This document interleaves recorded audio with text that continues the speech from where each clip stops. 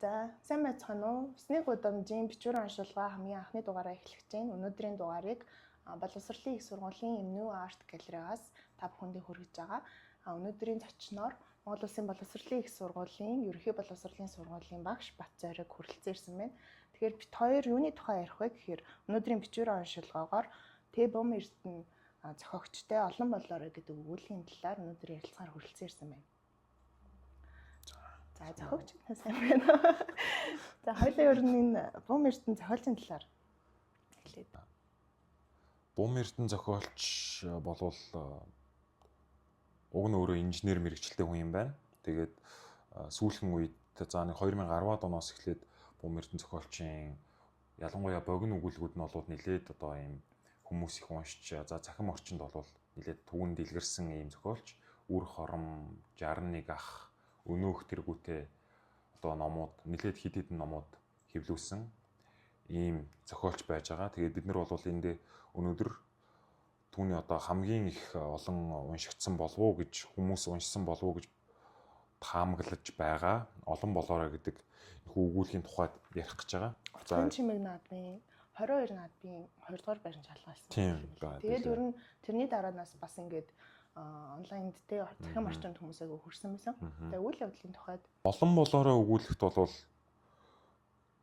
нэг одоо хүний насных нь одоо амьдралын ер нь баг бүхий л цаг хугацааг ингээд хамарна. Тэгээд ерөнхийдөө бол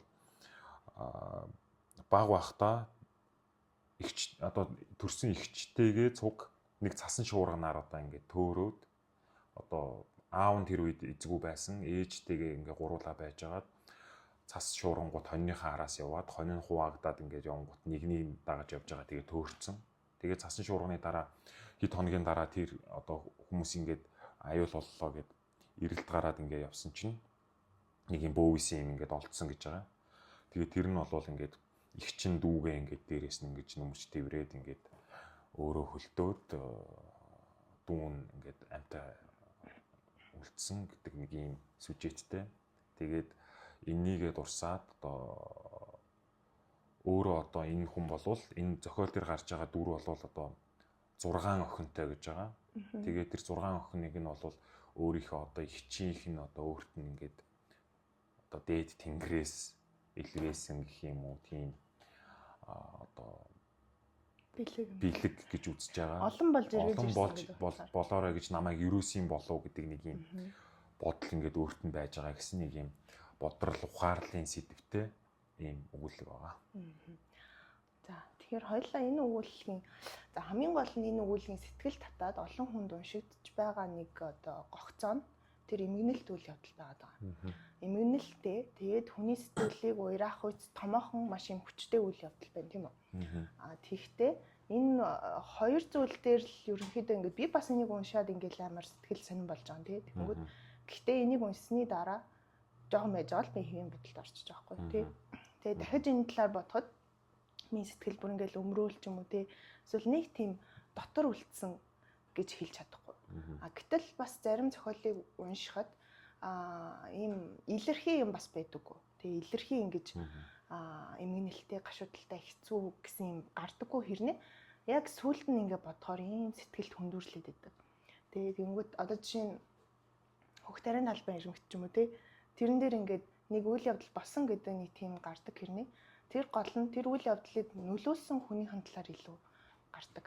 Яаж тэр хувь хүнд тэр хүүхдэд яаж нөлөө нь яаж туссан юм бэ? Надад болохоор энэ дээр юу ч гэмээр юм те. Тухайн дүр гол дүрийн дүрт тэр нэг амар юм травматик буюу айдас төрүүлэм те. Бүр ингээд гашуудам тийм хүнд үйл явдал дүрийнхэн сэтгэл зүй дүрийнх нь хүний хувьд тэр үйл явдал ерөөсөө нөлөөлөөгүй юм шиг. Тий. Тэгснээ хамгийн сүүлд нь эцэст нь дуусахад гів гинтгийн жижиг ухаарад тэгээ хүүхдүүдтэй нь оолуулах дуртай хүүхдүүдтэй харилдаг хүн болоод номхон тимээ шиг болоод дуусчих жаа. Гэтэл ерөнхийдөө ийм яг амьдрал дээр хүн дээр бидний эгэл амьдрал дээр бодоод үзэхэд иймэрхүү үйл явдал боллоо. Тэрний ард хувь хүн хамгийн их өөрчлөгддөг, дүр хамгийн их өөрчлөгддөг тий. Энэ тал дээр бас юмар сан. Ер нь энэ бол амар эмгэнэлт үйл явдал болж байгаа шүү дээ тий. амар эмгэнэлт үйл явдал болж байгаа. Гэхдээ манай уран зохиолт бол яг энэ өгүүлэгтэй адилхан ийм үйл явдалтай, адилхан одоо юм сюжеттэй зохиолууд одоо цасангаа гэдээ бас нэг өгүүлэг байна. Яг ингээ хөлддөг. Тэгээ нэг авраад ингээд өөрөө амь насаа ингээд алддаг гэдэг ийм өгүүлэмжтэй. Бас дөнгөтийн цоодлын тэнэг гэдэг дуйл байж гин тэ. Тэр нь одоо нэг ерөөлчийг авраад өөрөө ингээд өнгөрч байгаа гэдэг тухай ингээ гардаг. Тэнгүүт яг Бум Эрдэнийн олон болоороо өгүүлэхтэр бол яг энэ үйл явдал байж байгаа. Гэхдээ энэ бол үнэхээр аимшигтай эмгэнэлт үйл явдал болж байгаа. Тэнд байж байгаа гарч байгаа охин хүү хоёр бол одоо охиных нь нас нь мэдэгдэж байгаа шүү дээ, тийм 9 настай гэж байгаа өгүүлэлтээр хийснээр бол тэр аюултай одоо осолд ороход тэгэхэд хүү бол тэрнээс их ч нь одоо ингээд тэврэгдээд ингээд үлдгүүц байна гэдэг бол нэлээд л бага настай байсан байж таарна. Тэгэнгүүт яг одоо өөрийн чинь хэлснээр тэр травматик байдал гэдэг юм уу, тэр нь бол ингээд маш гүнзгий тусмаар байгаа. Тэгээд энэ дээр бол бас энэ сэтгэл сэртгийлгмээр ийм дүрслэл байгаа шүү дээ. Аав нь одоо тэр хоёр хөлдсөн ингээд хөлдөд наалтсан хоёр хүүхдээ ингээд салгаж байгаа. Энэ тэр гэдэг тийм юмнууд байж байгаа. Тэгсэн мөртлөө энэний дараа яг одоо хэлсэнчлэн нэг тийм амар гүнзгий бодол үлдэхгүй байгаа гэдэг нь яг бас тийм яг зохиолын асуудал болчиход байгаа. Амар үйл явдал болоод идэг, амар л ингээл юм руу аваачаад идэг, амар ухаарл болгоол, амар л ингээл ягаал архинаас ингээл гаргаал ээж нь ингээд сургамжлаа тэгээд байдаг. Гэтэл зохиол ингээд дараа нь ингээд уншаад дууслаа юу ч байхгүй. Энэ нь бол яг уу манай одоо ингээд уран зохиол гэлтгүү нийт урлагийн дотор байж байгаа нэг яг өнөөдөр байж байгаа нэг тийм синдром гэж хэлэгдмээр нэг тийм байгаад тах шиг байна. Одоо кинонууд одоо алдартай олон кинонууд байж байгаа. Олон хүн үзсэн одоо манай Монголын кинонууд. Тэгээд энэ тэнгуут энэ олон болоорой гэдэг өгүүлэг манайх нэг тийм сошиалор өгүүлэг уран зохиолын бичвэрүүд нэг уншигтаад байдаггүй мөртлөө энэ бол амар их уншигдсан. Тэгэхээр бол энэ нэг тийм гүнзгий одоо эмгэнэлтэй үйл явдлаар хөнгөн уйтгар төрүүлэх гэдэг юм. Нэг тиймэрхүү аргыг хитрхи хүнд уншигчдад тулгацсан юм уу гэж бодогдмоор. Тэр хүндээ эмгэнээд л өнгөрөх. Эсвэл тэр хүндээ уйлж стрессээ тайлах. Тийм. Уйлаад стрессээ тайлах. Тиймэрхүү л зориулт гаргачаад байгаа. Хамгийн гол нь надад дүрийнх нь хувьд энэ хөгжүүлэх ёстой байсан дүрүүд гэж харагдаад байгаа байхгүй. За гол дүр хамгийн гол нь гол дүр бол гол дүр тий. Тэрийг сэтгэл зүйн хувьд нь хөгжүүлээгүй байна гэж харагдаад байгаа байхгүй. Тэгээд тэрний одоо юу гэдэг чинь зорилго нь айгуу тийм балархаа одоо юу гэдэг чинь хүсээд байгаа юм нь хүүтэй болох гэдэг байгаа байхгүй тий. Тэснээ хүүтэй болох гэдэг тэр хүслэнгээ дарж авч байгаа нь тэр нэг юм одоо охины өхөл гэдэг ч юм уу тий. Тэнгүүт нэг юм харьцангуй өчүүхэн зүйлийг маш том сүрээр дарж аваад байгаа юм шиг. Тэгээд бас нэг яг энэ өгүүлээс ганц таалагдсан надад юм нь болохоор тэр нэг аав нь ингээд хөлдсөн байгаа одоо хоёр хүүхдээ салах гэж ингэж бүр айгүй их зовсон тий. Тэр бол ингээд хамаг бие чичирмэр тийм зүйлэхгүй юу. Төсөөлөд үзэхэд. Тэгэхээр зохиолч бол тэрэн дээр бас нэлийн ажиллах хэрэгтэй байсан санагдсан. Тэрийг салах гэж тэгж зовсон тэр аав хүний сэтгэл тий. Зөвхөн ингээд нэг хүүдээ уурлаад 2-3 зөхиод авах нэг тийм зүйл биш. Тэр хүний дотор ургаж байгаа нэг тийм өвдөлттэй шүү дээ тий. Тиймэрхүү зүйлсийг ерөнхийдөө ингээд бөмбөлгөд орхисон. Тэгээд тэр нь ерөөсөө ягаагүй. Бас энэ дээр яг бүгднийг хөгжүүлээд байх албагүй ч зөв хөгжүүлж болох байсан дөрөв тэгэхээр ээжийн дүрийн, аавын дүрийн тий тэр нэг амьд үлдсэн хүүгийн дүрийн.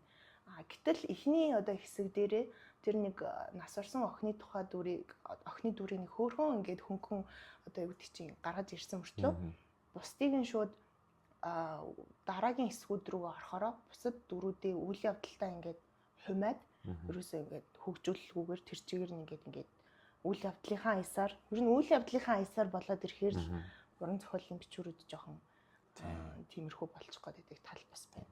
Ер нь бол уран зохиол гэдэг чинь дүр босгох ёстой шүү дээ тий. Тэгэхээр энэ өгүүлэгт бол дүр жаахан дутмаг гэдгийг бол хүлээн зөвшөөрч байна. Тэгээд ерөнхийдөө тэнд байж байгаа аавын тэр зовлон зүдгүүр тэр амар эмгэнлийг зүгээр л ээжээр дамжуулаад гаргачихж байгаа байхгүй тий. Ээж энийг хэлж байгаа нэг тийм үгээр ингээд нэг төө хойно ингээ гаргацдаг. Тэнгүүд аав хурж ирэнгүүтээ нэг тэгээд нэг тийм хөнгөн хуумгаа юм шиг энэ төр санагдмаар тийм юм болоо явцдаг. Тэгэхээр энэ дээр яг хуу намдаггүй хэлсэн нэг тийм алдартай үг байна штэ тий. Тайлбарладаг уран зохиол бол ер нь таар уран зохиол байдаг гэдэг шиг энэ дээр бол олон болоороо өгүүлэг дээр дүр дутмаг зохиолч өөрөө маш их орж ирж тэрийг ойлгуулах гэж тайлбарлсан, оролцсон дүгнэлт шинжтэй өгүүлбэрүүд ихтэй юм уу та гэж ингэж бодогдож байгаа. Дүгнэлт шинжтэй өгүүлбэрүүдээс жишээ. Одоо энд тэр ээжийн яриан дээр ингэ байж байгаа байхгүй. Учир би хүн минь гисэн гисээр яриагаа ихэлсэндээ тэр ёрын шуурга жаахан уйсаж нүд орохдоо зэрэгэл бид хотлоороо ирэлт гарч 5 сахалтын дайтаас та хоёрыг олсон. Нэг бөвөөсөн цуул юм гээд ээж нүдэндээ дүрслэхүү гэлтэй таг чиг босноо шүлсээ гүдхийдэл зайлгэж уртаар санаа алдаад гээд ингэж явж байснаа. Ярьсан байлаач би сонсож дөнгөхөөргүй болсон байв. За ингэ байж итл ээж ингэж байхгүй болж байгаа. Юу цаашаа ингэж нэг мэдсэн ээж байхгүй, үхэр байхгүй, ер нь бүгд байхгүй гэд хоёр ганцаараа ингэж үлдсэн байж байгаа. Тэгээ явж яснаа. Хамгийн сүүлд нь нөгөө шууд үсрээд хүүхдүүдийнхээ үйл явдал руу ордог. Тэгэнгүүт энэ дээр нэг юм уншигч болов за энэ хүн ингэж ганцаардж байгаа юм байна. Ээж нь энэ хүнд одоо ингэж амьдралын ухаарлыг хилж байгаа юм байна гэдг нь ингэж ийм уран зохиол байх ёстой дүрслэлээр биш.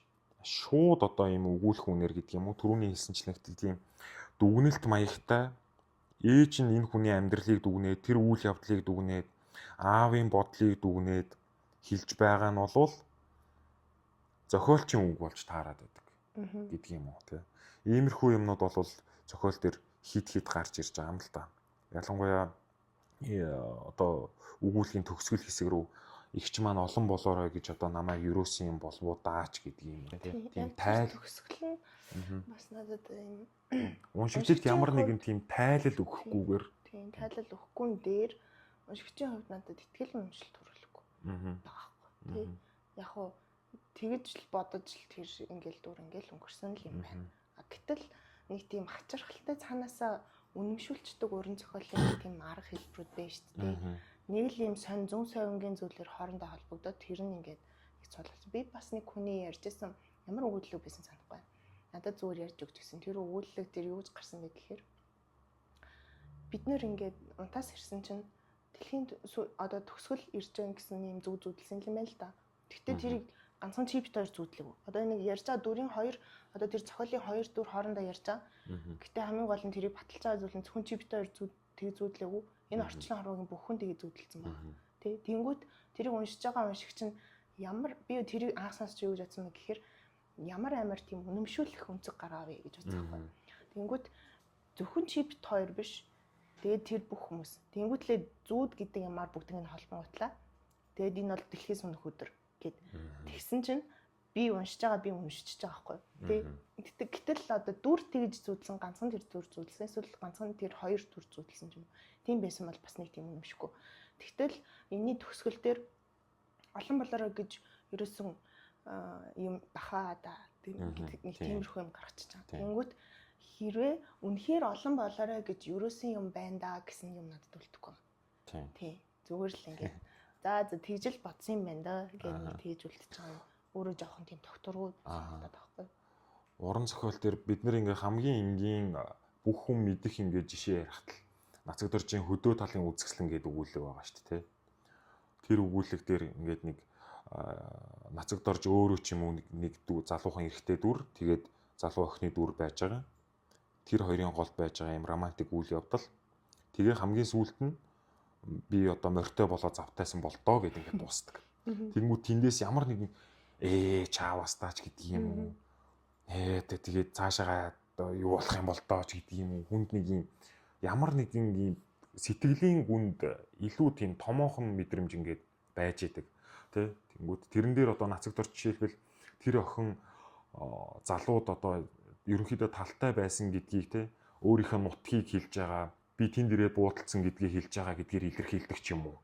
Илэрхийлдэг ч юм уу. Тийм бам байдлаар ингээ илэрхийлэхээр уран зохиол илүү гоё юм шиг болж идэг штеп. Итгэл үнэмшилтэй, илүү амьдлаг, биднийг уншигчдыг одоо биднийг хүндэтгэж байгаа юм шиг тий. Биднийг оюун ухаантай, сэтгэл зүрхтэй хүмүүс гэдгийг хүлээн зөвшөөрч байгаа юм шиг ингэ санагддаг. А тэгэнгүүт энэ зохиол дээр болохоор яг олон болоорой гэсэн баг. Ингээр ч нэг тийм ер нь бид нар цаашаага бодох ямар ч тийм боломж олохгүй байгаа. Тийм чи тэгж бод гэдэл тусгачихсан тийм. Тэр нь бас над чи зөрүүд хүнд бол би тэгж бодмооргүй юм л гэсэн бодлоо хэлээд байна. Тэр болохоор Хүлгүүд гэдэг нэртэй зураг байна. Мобисийн оюутан Наран гэрэл 2021 онд магистрант байхдаа зурж исэн ийм зураг юм байна. Энэ болохоор модон бар буюу бараар хэвлсэн зураг. За бараар хэвлсэн зураг нь яадаг юм бэ гэхээр модон дээр тухайн одоо энэ зургийн дүрсийг сийлж агаад тэгээд тамхаг ингэж дарж ингэж бүтээгддэг ийм гайхалтай сонирхолтой уран бүтээлүүд юм байна. Тэгээд нэг одоо барынхаа хэвээс хичнээн олныг ол гаргаж болдог юм онцлогтой байд юм байна. За энийг болохоор Мобисийн эмнүү галерейгаас хөдөлж авах боломжтой. Бас нэг ярих юм энэ өгүүлэлэг тэр. Ер нь бол нөгөө нэг зохиолын орон гэж байдаг. Оронд бол зохиол одоо өрнөж байгаа тэр газар орноос гадна цаг хугацааны асуудлыг бас давхар оруулдаг. Тэгэхээр зохиолын цаг хугацааны хувьд энэ бол ингээд амар урт хугацааны асуудлыг гээд өгүүлэлт дотор оруулсан байна. Тэгэхээр ер нь бол нөгөө төрөл зүйлүүдийг цаг хугацаагаар нь бас ерөнхийдөө ангилаад идэв шүү дээ тий. Тийм хугацаанд өрнөж байгаа үйл явдал бол нэг тийм одоо тууж байдаг. Тийм хугацаанд өрнөж байгаа үйл явдал бол роман байдаг ч юм уу тий. Яг хөө тэр нь яг тогтсон биш. Яг хөө янз бүрээр ингээд тухайн зохиолчийн арга барилаас шалтгаалаад өөрчлөгдөж болно. Гэтэ өгүүлэлт бол 40-50 жилийн ч юм уу тийм хол алсан юмыг бараг л яадаггүй барьдаггүй. Тэр нь бас цаанаа учиртай байдаг тий. Тэгэхээр энэ тал дээр энэ дээр болохоор зохиолч бол маш урт хугацааны үйл явдлыг өгүүлэлтэд оруулсан байна. Тэгээд тэр нэг одоо жохон 4-5 настай байсан үе тэрнээс хол нисээд бүр энэ 5-6 хүүхэдтэй болсон. Тийм одоо том болтлоо үргэлжилсэн энэ хугацаа. Энэ бол ерөнхийдөө бол уран зохиолын хугацаагаар бодоод үзэхээр хид хидээр романы хугацаа ахгүй бараг тий. Тэгэнгүүт тухайн дүр бол над би яагаад энийг онцлоод байна гэхээр яагаад цаг хугацаа уран зохиолд чухал байгаад байна гэхээр уран зохиолын бичвэр бол өөрөө юм деталь бичвэр. Маш юм детальчилсан. Тэр цаг хугацаанд болж байгаа үйл явдлыг бүр ингээд наривчл бичдэг. Наривчлах тусмаа илүү амттай болдог. Гэтэл цаг хугацааны хувьд ингээд хол усарчихэр тэр деталь хэсгүүд нь илүү ингэж унаад байгаа юм санагддаг. Тэнгүүтлээ тэр цаг хугацааны хоорондоор маш их зүйл ингээд унаад хоосроод тэгээд тэрэн дээр ингээд нэг юм нарийн ажиллагааны биш ерөнхий тойм, өстой төрний дүнэлт гэдэг шиг тиймэрхүү одоо орон зай нэг юм хоосрол гарч ирчих гээд байгаа юм шиг санагдаад байхгүй юу?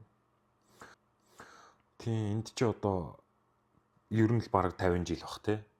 Тэгээ бодохоор уран одоо өгүүлэг гэдэг тодорхойлтыг одоо ингээ галаа хөшийн нэвтрэх тайлбарээс харах бол яг тийм хугацааны тухай яг хэлсэн байж байгаа шүү дээ. Хэсэгхэн одоо цаг хугацаа хэсэг зуурын үйл явдлын одоо юм явдлыг одоо ингээд өгүүлэлт одоо баг үгийнхэн тоомоогийн заасан хүртэл одоо юм онлууд байж байгаа шүү дээ. Тэдээс тэдэн үгтэй болвол ингээд өгүүлэлт тийм байх юм бол одоо тэдэн жилийн хугацааг тэдэн өдрийн хугацааг ингээд баг гимээр шахуу тийм онлууд байж байгаа. Тэгээд энэ ийм урт хугацааны үйл явдлыг ингээд авчгаар энэ агуулгын уялдаа нь жоохон сулраад ирсэн. Одоо энд ингэж байгаа юм л да. Игчтэй би чихрээсээ өгдөг байсан. Игчийнхээ зурагны өмнө чихэр тавихыг харсан ээж минь аргаа үрээд гэлдэрч итгэсэн. Ингээ байж яснаа. Өдөр хоног ээлжисээр хин хүний амнаас юм унах азтай хүүгийнх үгсийн дундуур би хүний ганц хүү болон өслөө. Эцэг их минь ганц үдээ гарч татсангүй хатуу үгч хийсэнгүй. Цэргийн насанд ирэхэд би 10 жилийн өмнөх атгар жаахан хүү биш болсон байв. Гээд ингээд яг өсөрч юм л тийм. Бүр ингээд 10 жилийг тэнд явцсан. Тэр хооронд одоо тэр хүний сэтгэл зүйн үү гэдэг чинь яах юм. Тийм шууд энийг ингээд энэ дээрээ дүрийг жоохон хүчлэх гэдэг юм уу. Тэгээд энийг ингээ харах юм бол яг энэ цаасан дээр ингээ байж байгаагаар нь харахад жижигэн параграфуудад ингээ хуваацсан. Тэр параграфууд хоорондоо ингээ шилжихтэй ер нь ингээ шууд огцон хүчээр маягтай ингээ шилж одоо үсэрдэг. Тиймэрхүү одоо ийм найруулгын томоохон дутагдал гэх юм уу да тийм. Саяны тэр орж ирж байгаа өгүүлбэрээс харагдчихээн л та. Төрөүний тэр охины одоо тэрний чихэр тавьж ийсэн нь шууд ингээд одоо хүмүүсийн яриа руу шилжчихэж штэ тий. Энэ хүү өсдөнгүү тэрэнд өсөж том болж гин гэсэн мэдээллийг оруулахын тулд төрөүний ярьдаг шиг зохиогч тайлбарлах хэрэгтэй болж байгаа байхгүй. Хүмүүс тэгэж одоо ингэж ярьсан тий. Нэг тусламж аваад нь штэ тий. Тэгээд тэгэж тайлбарлснаа дахиад ингээд яасан чинь цэргийн насанд. Гэний 3 өгүүлбэрийн дотор шууд цаг хугацааны хувьд пат гэд үсрээд цэргийн насанд хүрчин гэдэг чинь өөрөө тэр дунд байгаа нөгөө деталь ажиллагааны юмнуудыг хаях, орхигдуулах, тэгээд одоо нэг утга учиргүй болгох, тайлбарлах тал руу илүү эрүүлээд байгаа юм шиг.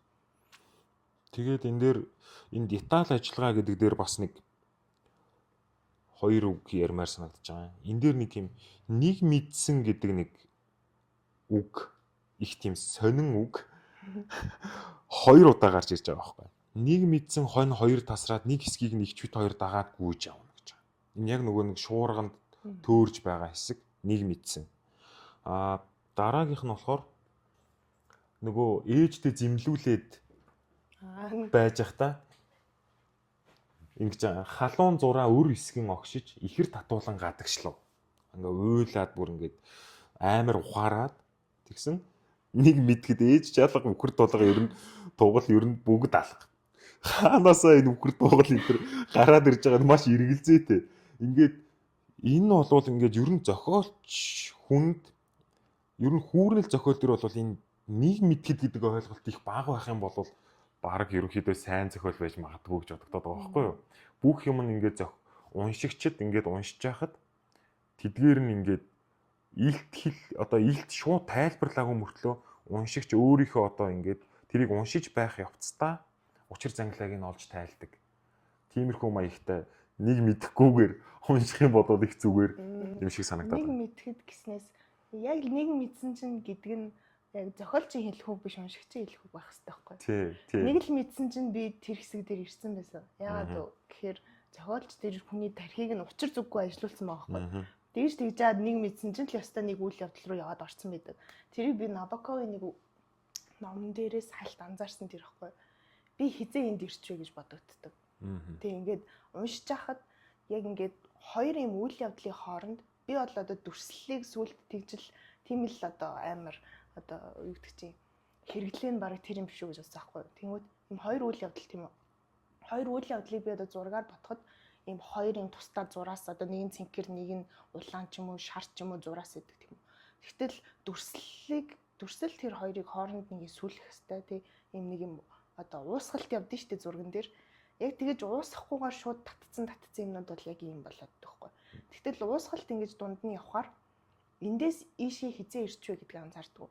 Одоо дүрслэл ялангуяа Набоковын тэр зохиол дээрх дүрслэлүүд нь ийм айгүй юм тарих ажиллах үз. Тэгээ юу болоод энэ тэрийг ойлгохын тулд хүн айгүй тэр дүрслэлд анхаардаг. Тэгээ анхаарч идэл дараагийн үйл явдал нь гинт гараад ирнэ. Тэнгүүд тэн дээрээс би яаж өгнө гэхээр баг яг хуу нэгэсэндээ намайг төөрөлтүүлж байгаа. Тэгсэн хэрнээ тэр нь айгүй амттай. Одоо эндээс энэ хүрэхэд би энэ хугацаанд дэмий яваагүй, дэмий өсрөөгүй, хоосон юмдыг өсрөөгүй. Би энэ дундуур ямар нэг юмар аялж явсан гэдэг утгаараа надад тэр бичвэр илүү амттай уншигдаж байгаа. Тэнгүүд уншигчд төрж байгаа нь нэг л мэдсэн чинь би энэ номыг дууссан байсан. Тийм байх хэвээр байтал зохиогч нь өөрөө нэг мэдээд байдаг. Нэг мэдсэн чинь л тийш гүйж очиж байгаа. Тэр нь айгүй тийм ер нь бол жоохон хэцүү л дээ. Тэгээд энэ дээр байж байгаа энэ бичил дүрслэл деталийн хувьд болвол хид хідэн одоо бичил дүрслэлээр болвол зохиолч тухайн зохиолынхоо өнгө аяс уур амьсгалыг илэрхийлдэг болов уу гэж бодогдоод байна. Энд яг ямар одоо бараан юм гаргаж байгаа юм уу, гигэн юм байгаа юм уу гэдгийг бичил дүрслэлээр шийддэг болов уу гэж бодож байна. Одоо энэ дээр бичил дүрслэлийн хувьд бол ганц нэг жишээ ингээ хэлэхэд ингэж байгаа. За хүү цэрэгч явсан байна. Цэрэгч явсан байна. Тэгээ цэрэгч явчаад халагдаад ирсэн. За цэрэгч явж байгааг бол ингэж юм. Салхины үзүүрт аргагүй хорвоод үлдээ гэж үлдсэн хүүдээ гих яриа салхины үзүүр тэгнэгцээр чихний омог ирвэгнүүлэхэд цөс хөөрсөн амтан зэрэгт мордож билээ гэж. Энд яг энэ хүн зэрэгт өөрийн дураар яваад байгаа юм уу? Үгүй юм уу? Хүний шахалтаар яваад байгаа юм уу? Зэрэгт явахдаа дуртай байгаа юм уу? Дургүй байгаа юм уу гэдг нь их тийм сонин. Энийг одоо ингээ ганц азтай хүү гэдэг ийм хорвоод үлдээ гэж үлдсэн одоо ийм азтай хүү гэдэг хүмүүсийн яриа сонсонгуудаа энэ хүний чихний омог ирвэгнээд байгаа. Тэгэхээр энэ нь бас их сайхан байгаа юм уу? Гүн үү гэдэг нь одоо тийм тодорхой биш. Тэгээ байж исэн цэргээс халагдаад ирж байгаа. Тэгсэн 100 цэргээс халагдж ирж байгаа байхгүй. Тэр жилийн зуны дэлгэрийг хэлэх үү? Ёстой л газар багдаж дэлхийд авчирсан айман бачим зунсан гэж. Эхлээд мань хүн зохиолч дэлгэрийг хэлэх үү гэж байгаа байхгүй. Дэлгэр гэдэг чинь уужим гэсэн үг дээ. Гэтэл бачим зунсан гэж. Дэлгэр мөртлөө бачим. Тэгээ байж яснаа. Гомог хоёртойгоо ам булаалцсан агсам залуунаас намайг нөмрөөд авах нь тэр. Залуу насандаа бас дуртай байгаад байгаа юм уу? Дургүй байгаад байгаа юм уу? Энэ залуу насанд яагаад нөмөрч авч байгаа юм гэдэг нь бас их сонин. Нутаг нуугын эмс охтын харцыг эрчүүдийн сэтгэлийн хороор даруулж авсан үедээ мэлэмрээ харах нь үд дэлгэрмаатайгаа таарсан даа гэж. За энэ дээр бол энэ эмс охид гэдэг үгийг бол ер нь жоохон зохисгүй үед ашигладаг байх. Эмс охид гэдэг үгийг. Тэгэнгүүт эрчүүд гэдгийг ч гэсэн бол бас нэлээд хөндөй маягийн одоо дүрслэл дээр ашиглах ёстой үг байх. Тэгсэн чинь энэ дээр бол уг нь бол тэр нь одоо сайхан залуу болж ирсэн гэдгийг ойлгуулах гэдэг шиг. Сайхан залуу болж ирээд одоо охтын харц өөр дээр нь унаж байна гэж байгаа мөртлөө эмс охтын харц унана гэхээр энэ нь бол зохисгүй дүрслэл болчихж байгаа. За цаашаага явж итэл аавын бор морь уяан дээр иргэцэн. Хөгшин ирждээ гих бодолтой давхцсан дотор ирээлжилж морин тэрэг түшин огж гарлаа. Тэгтэл ууц нуруунд дундуур тас буугаад явчихлаа. Яав ив их зуургүй дахиад нэг буу. Ухас хийсэн бол бариад авах байсан биз. Гэхдээ би тэгсэнгүй. Хамрын дор ирээжлэх аавын гутлын ээдэн хоншорыг ширцээр ахиад нэг гүвүүлв. Учиргүй одоо ингээд нэг юм энэ дээр уг нь их ухаантай аавын дүр гаргах гээд байгаа байхгүй юу? Хүүгээ одоо ингээд те чи их чигээ боддгоо юм бай яасан гэдэг үг хэлээд ингээд хүүгээ ухааруулах гэж байгаа, амьдралын зөв зам руу оруулах гэж байгаа юм эцгийн дүр гаргах гэж байгаа юм шиг мөртлөө энэ хүржирэнгүүтээ учиргүй нүдэд бол бат эхэлж байгаа байхгүй энэ дээр бол энэ дээр. Тэгэхээр манад одоо ингээд өвгөн хүний дүрийг гаргасан одоо ийм жишээнүүд бол те одоо бууж мордох хорвоо гэдэг юм уу, өвгөн шувуу гэдэг юм уу, тэднэр дээр Монгол өвгөний дүрийг гаргахдаа гэдэг биднэрт бас нэг тийм Монгол өвгөн гэхэр бодогддог нэг тийм тогтсон таалал байгаа байхгүй. Тэгэхээр бид нар тийм үндэстнийхээ уран зохиолыг хүндлэхийн тулд хүндэлж байгаагийн хэрээр энэ зохиол бичиж байгаа өчүүхэн зохиол дээрээ хүртэл жижигхэн өгүүлбэр дээрээ хүртэл тэр өмнөх одоо ийм уламжлалыг одоо заавал харгалзаж байх хэрэгтэй болж таарж байгаа байхгүй. Тэгээ байжсэн хүүдээ ингэж хэлж байгаа. Игч чинь чамайг ингэж хүний сүгөө болж яав гэж чиний төлөө амиа өгөөгүй байх шүү гэж. Тэгэхээр энд нэг юм сонин бас нэг жоохон онцгүй байгаа юм гэхээр Монгол ер нь бол зохиолчдын за энэ нутгийн чимэг наадмын ч юм уу яг иймэрхүү зохиол бичдэг, сонирхдаг, үнэлдэг хүмүүсийн өмнөө барьдаг одоо нэг юм байна л да. Монгол хүн, Монгол өв соёл те. Монгол дүрийг одоо ингэж тийм одоо ахуйг уран зохиолд суулгана. Тэрийг одоо харуулна. Тэрийгээ барьж байгаа учраас ингэж бичиж байгаа гэдэг ч юм уу. Яг ингэж өмнөө барьдаг зүйл нь байгаа даа. Гэтэл Монгол хүний одоо үн цэн, үнэт чанар, эрхэмлдэг зүйл гэдгийг харуулахтай айгу сонио харуулдаг. Одоо юу гэдэг чи хүүгээ ухааруулж байгаа сайхан бууртай эцэг хүн гэдэг бол барьж байгаа балбад идэм аа гэдэг ч юм. Эсвэл юу гэдэг чи Монгол эр хүний хүсдэг зүйл бол ерөөсөө нэг хүүтэй болох. Тэгээ хүүтэй л биш бол. Гэтэл бас тэр нь үгүй юм байна. Миний ихчил олон болоод ирж байгаа учраас Би охинтой болоод байгаа юм зүгээр. Тийм учраас зүгээр байгаа. Гэтэл их чинь олон болж ирээгүй бол тэр бол охин төрүүлээд бас дургу байгаад тах нэ. Нэг тиймэрхүү сонин юух гэж байгаа юм бол гэж бодмоор. Нүгээрээ яг юух гээд байгаа юм бол те. Жохон өөр хөрмөр, жохон дургу хөрмөр тиймэрхүү зүйл айгүйх гаргадаг. Тэнгүүтлээ тэр нь болохоор Монгол ах уу, Монгол хүний зан чанар, Монгол хүний одоо тийм уг чанар гэж итгүүлэх гээд байгаа юм шиг. Гэтэл бид нэр бас тэрийгээ их сайхан гоё гаргасан жишээнүүд байгаа эцтэй гэдэг дээр бас юм ярих гээд. Тэрийг дуурайлгаад байгаа юм шүү дээ гэдэг ч юм уу тий. Дуурайлахтаа их жоохон алтар хийгээд байгаа юм шүү дээ гэсэн ийм бодол төрүүлэхээр хэсгүүд сүүл хэсгэр үгээ айгүйх гарсан. Тийм. Тэгээд энэ дээр эцэг одоо хүүгээ ингээд загнаад байж ах та наад бүндгөрөө усанд үүчгээгөө бол бодоороо муу шаар минь гэж. Яг хуу энд бол зохиолч бол их сайхан дүрслэхийг ингээд оролдож байгаа. Гэхдээ энэ нь бол ерөөсөө яавч тийм ухаалаг үг бол биш. Ухаалаг үг бол биш. Түүний гаргах гээд байгаа ухаалаг эцгийн үг бол энэ яавч биш. Тэгэнгүүт ташуурын говруу нуруу хорсгоос илүүтэй хэлсэн үгэнд тарих манаргаж орхив. Бор морины хөнгөн алхаад товор гიშгэсгэр холдог гэж. Сая их хэцүү үйл явдал болж байгаа байхгүй. Архинд орсон хүүгээ аав нь хурж ирээд учиргүй зодоод амар сүртэй игч чинь чиний төлөө тийм ингэж яв гэж амиа өгөөгүй шүү энэ гэж сонин үг хэлэнгүүтээ цаашаага явахдаа морин товор гიშгээд алах болчих жоох. Тэр товор гэдэг чинь те их жаргалтай алхаа байхгүй. Тарган хийрийн алхаан товор гинэ гэдэг чинь ингээд сайхан алхаж байгаа байхгүй. Тэгэхээр энэ морь хүртэл алхахтаа цаашаага арай л товор гэж алхамааргүй байхгүй. Би бас нэг юм харин зарсан амар нийттэй. Нийттэй ч шүү дээ. Би бүр наад хүний чинь ойлгохгүй гай. Архинд ороод байгаа юм уу? Эсвэл 3 хоног аав амар муухай аштай учраас 3 хоног уусан гэж зодоод байгаа юм уу? Эсвэл үнэхээр архинд орсноо мань хүн зүгээр 3 хоног уусан гэж яриад байгаа юм уу? Гэдгийг ойлгохгүй байхгүй. Харин мэдгүй. Харин ингэсэн гэж нэг хүн л нэг юм онцгүй юм хэлсэн байхгүй. Юу гэд хэлчлээ нэг дүр, нэг шал хөндлөнгийн дүр. Тэгсэн чинь мань хүн тэрэнд нь гомцсноо нэг моринд морддог лүү? Мордсноо тэр чигээр уугаа явчихж байгаа. Удам залгах хүүгүү. Тийм. Хүүгүү гэсэнд нь гомдчихж байгаа. Багын анд олгой чимдний хэлж байгаа байхгүй. Чи биш ихч чинь үлдсэн бол банзрын хідэн адууг эргүүлэх хүү төрүүлэх байсан да. Хүү төрүүлээгүйгээр бүр сүйд бол тэр нь тэгээд архинд орж байгаа. Тэгээ гол нь тэр нь нэг тийм удаан уус юм уу, гүү юм уу?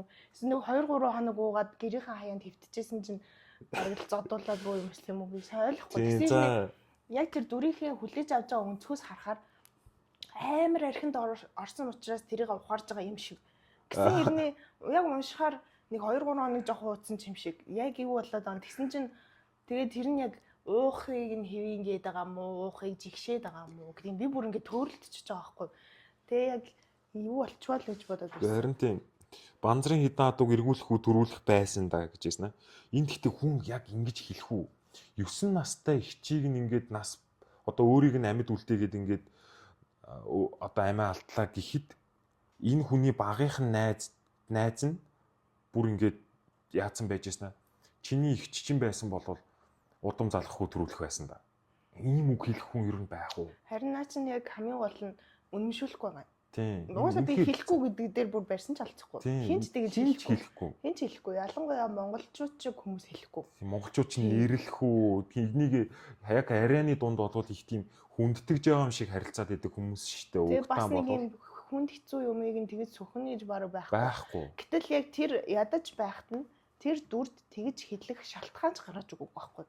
Тэгэж бүр хилүүлэх үс болтол нь явуулаагүй. Тэгсэн чинь гів энтхэн дундуур нь орж ирсний яа тэгэхээр энэ зохиолч өөрөө жоохон шалтгаал тайсан л та. Дараагийн үйл явдал руугаа яарад. Тэнгүүтлээ хин нэгнэр уурыг хүргэх одоо нэг тэр дүрийн уурыг хүргэх юм хэлүүлэх гээд тэгээ нэг за нэг юм нөхөр байсан тэгээ хэлцгий. Тэгсэн чинь уурлаа явц юм аа гэд ингээд тэгээ гол нь тэр хүү төрүүлээгүй тэгээл аюу хэцүү юм болцсон гэд ийм ярих гэдэг аахгүй. Тэнгүүт тэрэнд чинь ямар ч тийм юу гэдэг чинь уран зохиолын туршлагагүй уншигч уншлаач тийм юмыг таашаахгүй. Тий хамгийн гол нь тэр аахгүй. Гэхдээ хүмүүс энийг юунд нь уншаад байна гэхээр тэр эмгэнэлтэй зүйлээр өөрийнхөө сэтгэл санааны тавгүй байдлыг жоохон тайлаа тий. Тэр хүндээ гуниглаад тэрүүгээрээ сэтгэл санаагаа ингэж уйлах нь уйлаад уужрах нь уужраад тэгээ нэг тийм юм а тайлал өнгөрчихөж байгаа. Гэтэл яг дундлын иймэрхүү амарч холбоосгүй гинтийн онцгүй зүйлсийг бол хүмүүс уншиж байхдаа ч хөрхий л гэж харсан байгаа тий. Тэнгүүт яг нэг тийм юу гэдэг чинь тэрэнд нь үнэмшээд байна гэж итгээд яваад иж болохгүй л тий. Зохиогч өөрөө. Тий. Яг наадахны чин дагуу нэг ярихад одоо энэ хэсэгт ингэж байгаа. Гол руу гүйх 3 охины араас ширтэнгээ. Охиныхоо араас ширтэнгээ. Аав эртээр юу гэж хөвдөө гэж ихэд ингүүнээр асуух айдвал үг хэлэхдээ болсныг бодоход чи өнөө маргаашгүй тэнэх байлгүй. Тэдгээр ихээсээ очиж асуухгүй юу гэд хурдхан холдох минь гэсэн шиг охидынхоо араас дэгдчихлээ гэж. Энэний өмнө болохоор юу болсон бэ гэвэл Дэлгэрмаа гэдэг ихнэрийнхээ тухай ярьж байгаа. Их ачаа ганцаар үрэх Дэлгэрмаа юу надтай мантай. Гэхдээ тунарсан мэлмрээ харцсан тамирдуул болохоос унтчаагүй харагдана гингүүтэй. Яг энэний өмнө уншсан лу шууд үсэрж байгаа байхгүй. Тэгээ яг ингээ уншингууд бас энэ дээр бас ихнэр нь энэ хүн тийм айхтар бас хайртай юм уу? Энэ хүнийг үнэхээр одоо ингээ 3 охин төрүүлсэн ингээ сайхан энийгээ одоо ингээ цаашдаа хоёулаа сайхан амьдрий гэж бодож байгаа юм уу гэмээр тэр хэлж байгаа үг нь болохоор үг хэлэхдээ болсныг бодоход чи өнөө маргаашгүй тэнэх байлгүй. Тэггээр ихээсээ очиж асуухгүй. Тэн дээр энэ дээр байж байгаа тэр их гэдэг үг бол яавч бас дотн үг биш.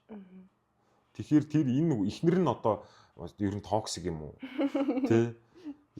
Хадам ээжигээ хүртэл шууд их хинтер гэд тэ. Тэгээ ер нь зохиолчийн энэ нэг юм дүрслэлүүд ерөнхийдөө энэ дүрслэх үг, дуурайх үгнүүдийг ингээд хэрэгжилж байгаанууд нь бас их сонирхолтой. За ингэж байгаа. Нэг бүвийсэн цул юм гээд ээж нүдэндээ дүрслэхүү гэлтэй тагчиг баснаа шүлсээ гүд хийтэл зайлгаж уртаар санаа алдна гэж байгаа. Тэнгүүт энд байж байгаа гүд хийтэл гэдэг бол бас хүн ямар тохиолдолд шүлсээ гүд хийтэл зайлгах вэ? Ээж амттай юм харин тий амттай юм харсан юм уу? Эсвэл нэг юмд одоо ингэж их шунаж байгаа юм уу? Яаж байгаа нэг гүд хийтэл зайлгаж байгаа байхгүй тий. Тэнгүүт тэр шүлсээ зайлгах гэдэг дээр яагаад шүлсээ зайлгаж байгаа? Тэр чинь охин нь ингээд нас орсон тухайд нь ингээд ярьж байгаа штэ. Гэтэл наа чи надад импортын үг шиг санагдчихна. Яа тэгэхээр нөгөө нэг юу байхгүй. Би бас нэг тийм олон хүн уншдаг тийм төрлийн одоо гадны зохиолууд тийм юмнууд аяг уншиж ирдэ ажиллаж исэн дээр нь тэдний хамгийн онцгой хамгийн дэрийг уран зохиол гэж хэлэхэргүй болгодог зүйл нь дүрслэн дандаа давтагддаг. Одоо жишээ нь тэр ингээд хөмхийгөө ингээд амар зугаал, ирүүн барыг ингээд энэ ясны ингээд гарч ирчлээ ингээд зугаал. Эсвэл ингээд амар ингээд шүлсээ ингээд амар залгаал тий.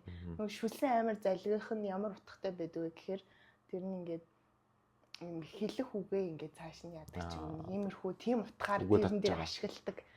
Гэтэл манайхан чинь нөгөө үндэсний уран зохиолын нэг тиймэрхүү юм дээр хвчлэн нэг тийм хэцүү юм дээр тэгээ шүлсээ ингэж залгсан гэдэг юм дээр нэг ядгүй шүү дээ. Амттай юм хараад шүлсээ арааны шүлс асгараа шүлсээ буцаага залглаа гэж ярьдаг болохоос тэгтэл тэр нэг юунд тэр соёлд ч юм уу тэр хүмүүсийн үнд болохоор ингээд ийм юуд чинь хэцүү үед ч юм уу те нэг эсрэг утгаараа ч юм уу нэг юм шүлсээ залгих асуудал гарчаад байгаа байхгүй.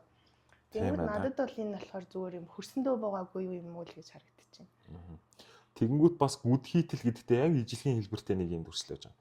Ээжтэй загнуул одоо ээжтэй загнуулаад ээж нь загнуулаад гэжтэй ээжээс амар ухаарлын үг сонсчоод ингээд их чихээ тухай амар ингээд гүн ухааны юм бодож байж байгаа тухайд нь ингэж хэлж байгаа юм л та. Бас ингээд амар уйтгар гуник тавтаад ингээд сууж байгааг нь хэлж байгаа. Туглын зилэн дээр хусрангийн бяруу шиг дүнхийт хэр удаан сууснаа анзаараагүй.